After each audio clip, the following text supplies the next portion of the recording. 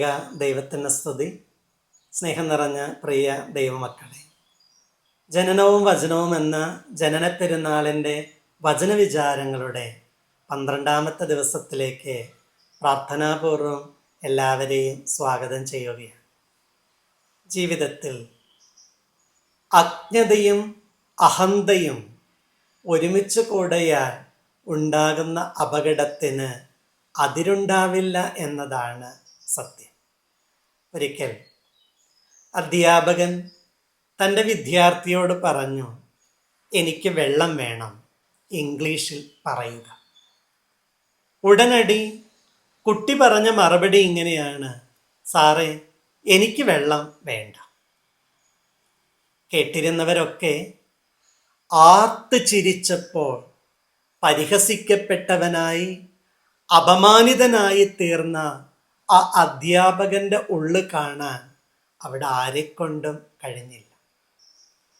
എനിക്ക് വെള്ളം വേണമെന്ന് ഇംഗ്ലീഷിൽ പറയാൻ പറഞ്ഞപ്പോൾ കുട്ടിക്ക് അത് പറയാൻ അറിയുമായിരുന്നെങ്കിൽ അവനത് ഭംഗിയായി പറഞ്ഞേ. ഇനി അറിയില്ലെങ്കിൽ കുഴപ്പമില്ല. സോറി സാർ, എനിക്കറിയില്ല എന്ന് പറഞ്ഞാലും ആ കുട്ടിയുടെ അറിവില്ലായ്മയെ ആരും അപഹസിക്കില്ല. പക്ഷേ അറിവില്ലാത്ത കുട്ടി അഹന്ത കൊണ്ട് അധ്യാപകനെ അപമാനിക്കാൻ ആഗ്രഹിച്ചപ്പോൾ പറഞ്ഞു, സാർ, എനിക്ക് വെള്ളം വേണ്ട.